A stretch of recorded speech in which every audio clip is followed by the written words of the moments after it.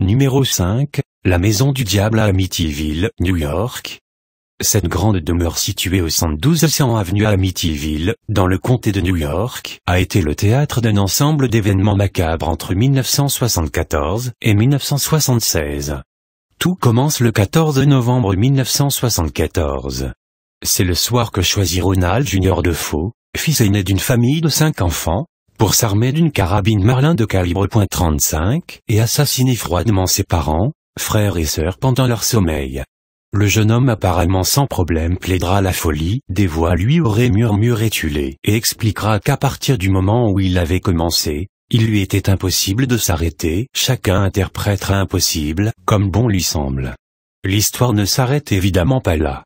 En 1975, la famille Lutz devient propriétaire de la maison. La légende raconte que Cathy Lutz sentit dès sa première visite quelque chose, qu'elle qualifia de différent, une atmosphère particulière. Lorsque les Lutz demandent à un prêtre de venir bénir la maison, celui-ci prétendit avoir entendu une voix forte résonnant dans la maison insistant pour qu'il s'en aille. Les Lutz témoignent ensuite avoir été spectateurs de plusieurs phénomènes inexpliqués, variations subites de température, odeurs écœurantes, formation de taches noires. Ils s'enfuient finalement de la maison en pleine nuit, laissant derrière eux tous leurs meubles et biens. Malgré sa célébrité en grande partie due aux médias et à Hollywood, cette histoire reste couverte d'incohérences et de contradictions. Plus aucun des propriétaires suivant la famille Lutz ne signalera de manifestations anormales, ce qui explique sa place en bas de classement. Numéro 4, Rainham Mall, Royaume-Uni.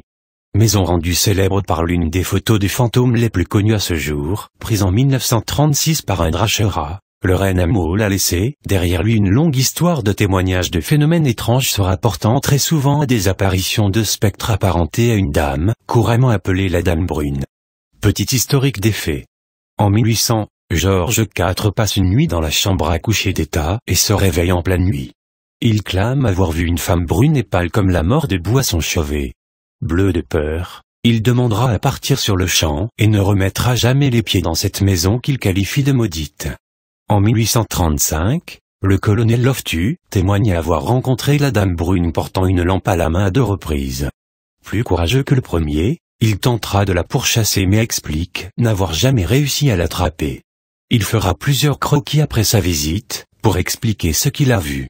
Enfin, quelques années plus tard, le capitaine Maria et 2 de ses neveux auraient vu le fantôme dans un des couloirs de la maison, portant encore une fois une lampe à la main. La dame aurait souri d'une manière diabolique avant que le capitaine ne sorte fougueusement son arme pour tirer. Sa balle aurait transpercé le fantôme avant d'être retrouvé à un autre endroit de la maison plus tard dans la nuit.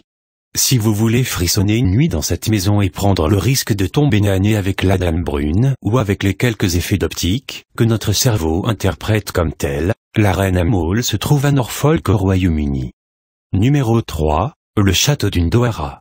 En 3e place de notre classement, le château d'Undowara, connu pour être l'un des plus grands châteaux de Roumanie, il fut érigé au XIVe siècle et a servi de résidence à plusieurs princes, dont le plus connu reste Mathias Corvin, futur roi de Hongrie. Rien de bien effrayant en somme. Mais une partie un peu moins connue de son histoire veut que ce château ait été la résidence principale du plus célèbre des Transylvaniens, le comte Dracula, oui, le vampire. La réalité, c'est que le personnage de Dracula n'est qu'un personnage de fiction, largement inspiré de Vlad Tepes, prince de Valachie au XVe siècle, que l'on surnommait souvent Dracula, Dracul signifiant à la fois dragon et diable en roumain. Vlad était un prince à la cruauté légendaire, qui aimait répandre sang et pillage partout où il mettait les pieds. Il aurait systématiquement fait écorcher, bouillir, empaler, pendre ou frire ou enterrer vivant ses contradicteurs.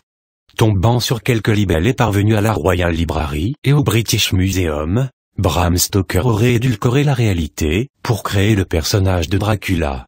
Rien à craindre d'un prince décédé il y a plus de 5 siècles. Pourtant, je vous mets au défi d'aller passer une longue nuit d'hiver dans ce lieu effrayant et très faiblement éclairé. La moindre chauve-souris vous rappellera toutes les légendes tournant autour du château. Vous finirez alors par vous convaincre que l'histoire est peut-être bien plus vraie qu'elle n'en a l'air. La peur est une émotion, elle n'est pas contrôlée par votre raison. Numéro 2, Waverly Hills Sanatorium, Kentucky. À l'origine, Le sanatorium, un hôpital, fut construit pour soigner les malades de la tuberculose au début du XVe siècle.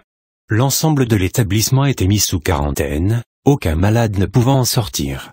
Au cours de ces 50 années d'existence, le lieu aurait vu plus de 60 000 patients décédés des suites de leur maladie. Le chiffre reste une légende urbaine, les chercheurs prônant un total plus proche des 10 000, ou selon certains, d'expériences médicales. C'est depuis sa fermeture que de nombreux phénomènes paranormaux ont été mentionnés par des visiteurs en quête de sensations fortes ou des badauds de la région curieux de visiter le lieu.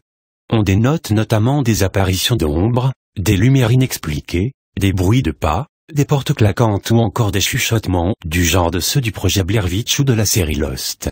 Voici quelques récits sélectionnés pour vous faire frémir et vous donner envie d'aller visiter le site. Lors de votre prochain passage dans le Kentucky, c'est pas tous les jours que ça arrive. Une petite fille apparaît très régulièrement au 3e étage, faisant rebondir une balle sur le sol. Certains l'ont vue, d'autres ont simplement entendu la balle. La fille en question, qui pour une raison qui m'échappe se fait appeler Marie, aurait même parlé à un homme, lui expliquant qu'elle ne pouvait pas ouvrir ses pupilles, car elle n'avait pas d'yeux. Le pauvre bougre, alcoolique, drogué, aurait alors fui à toute allure et juré de ne jamais revenir.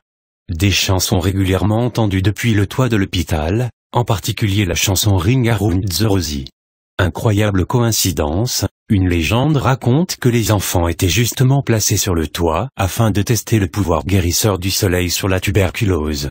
Le meilleur pour la fin, la chambre 502, théâtre des meurtres ou suicides monstrueux de 2 jeunes infirmières en 1928 et 1932.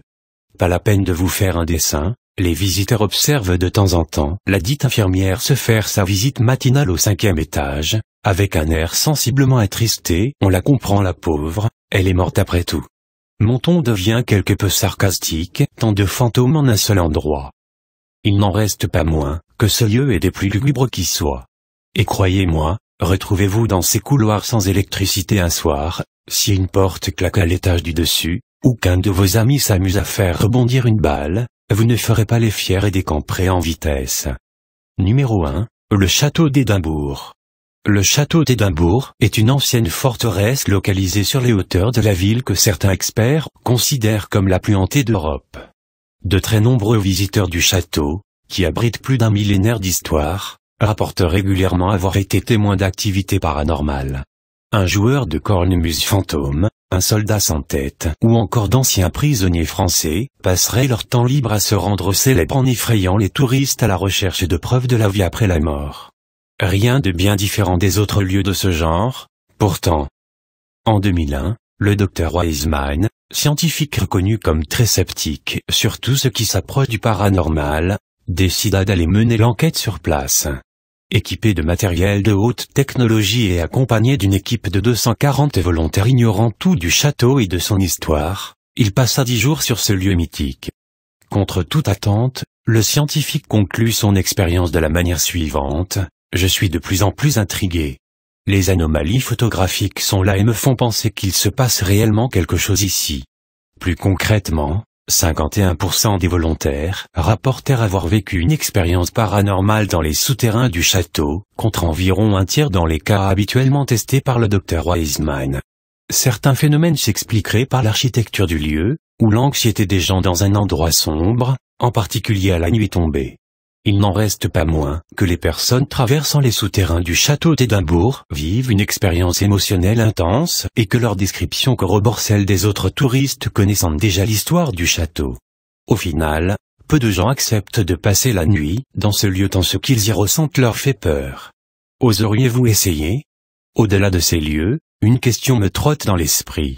Si tant est qu'ils existent, pourquoi avoir peur des fantômes? Les enfants faisant rebondir un ballon risquent-ils de nous dévorer?